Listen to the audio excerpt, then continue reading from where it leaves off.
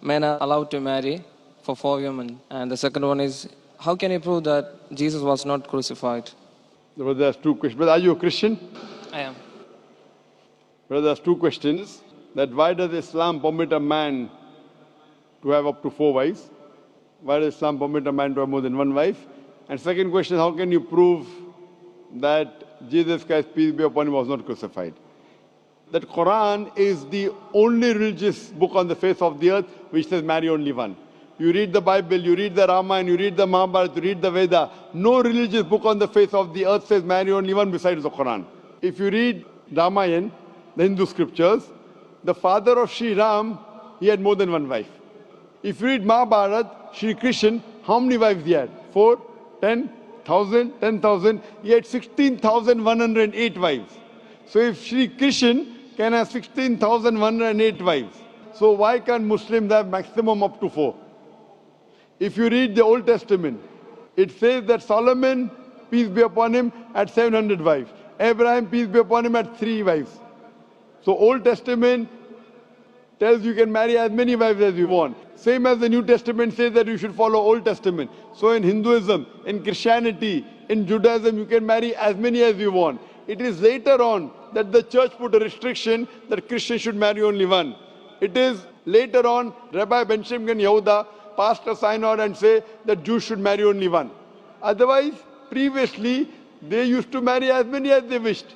It is the Indian penal code in India in 1954 that put a restriction and said under the Hindu Special Marriage Act, the Hindus should marry only one. But the scriptures put no restrictions. Let's analyze what does the Quran say. Quran says in Surah Nisa chapter 4 verse number 3, marry women of your choice in 2s, 3s or 4s, but if you can't do justice, marry only one. This statement, if you can't do justice, marry only one, is only given in the Quran and no other religious scriptures. Let us analyze why does Quran give permission for the Muslim men to marry more than one woman, maximum 4. The reason is that by nature, male and female are born in equal proportion. But if you ask any pediatrician, he will tell you, the doctor of the children, that the female child is stronger than the male child in fighting germs and diseases. So you have more deaths among the male children as compared to female children. So in pediatric age itself, the females are more than the males. As life goes on, there is death due to wars, due to alcoholism, due to drug addiction, due to accident.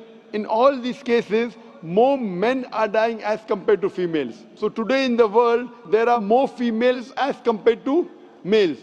In few countries, like India and China, the female population is less than the male population because of female feticide and female infanticide. In India, according to a BBC report, every day more than 1,000 fetuses are being aborted after they are identified as females. If you multiply this figure by 365, you get a total of more than 1 million fetuses are being aborted every year in India after they are identified that they are females. According to the Tamil Nadu government hospital report, out of 10 females born alive, 4 are put to death.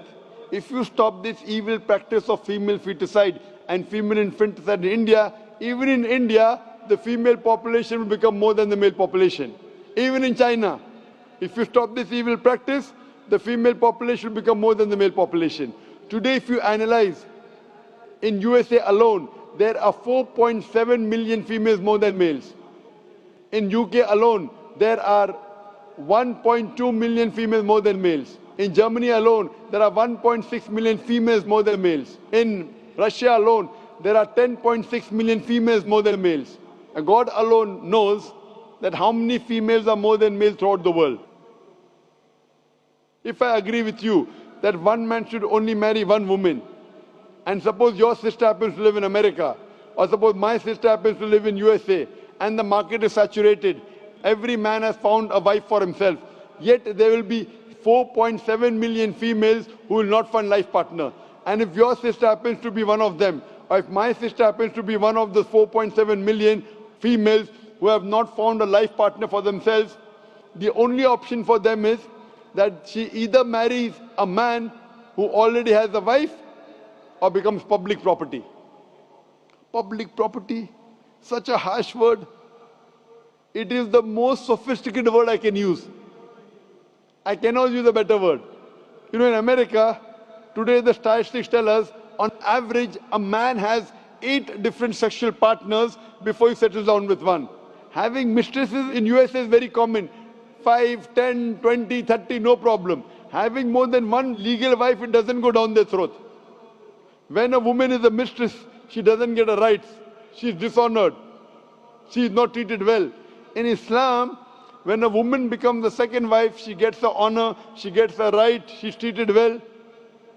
Any modest woman, if you ask her, that would you prefer being a second wife of a man who's already married or become public property, they would opt for the first. So Islam has given permission for some men to have more than one wife to protect the modesty of the woman. Coming to your second question. Is it allowed for ladies to marry 4 men? Brother, you're asking counter question, the time is limited. You asked 2 questions, now you're asking a 3rd question. Are you convinced with the first answer? I'm convinced with the first one. MashaAllah, so you're convinced, okay. The brother asked that, is a woman allowed to have more than one husband? If you do that, this problem will be exaggerated more. I mean in Muslims. In Muslims. As it is, women are more than men. If women marry more than one husband, the problem will be exaggerated. Point number 1. Point number 2, if a man has more than one wife and if the child is born, you can easily identify who is the father, who is the mother. If a woman has more than one husband and if the child is born... The DNA is still allowed. Brother, let me finish the answer, na? You asked the question, was I interfering? Was I interrupting? Yes or no? No. No. So why are you interrupting? After I finish, you can ask, na? I'm a medical doctor. Are you a medical doctor? No. I'm a medical doctor. I know about DNA testing. I'll come to it. Once, if a woman has more than one husband, 2 husbands, and if a child is born, and if he goes to admit in the school, and if the question, who's your father, she'll have to give 2 names. You're talking about DNA testing. I know about it. DNA testing is recent. Was DNA testing there 50 years back? Was it there? No. It's a new recent discovery, yet it's not 100%. Even if I agree it's 100%, it is now, it wasn't there before. Islam is there since time immemorial. And this is not the only reason. Even if I agree tomorrow it becomes 100% perfect, this is not the only reason.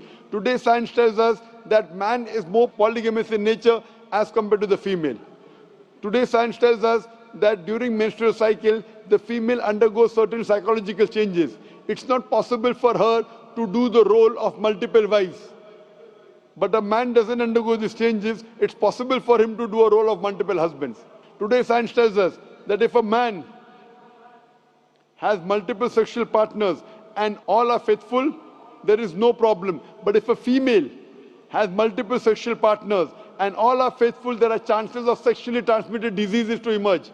And that disease will go back to the male partner. So medically, it is not acceptable that a female has multiple partners, but medically and scientifically, it's acceptable that a male can have multiple partners.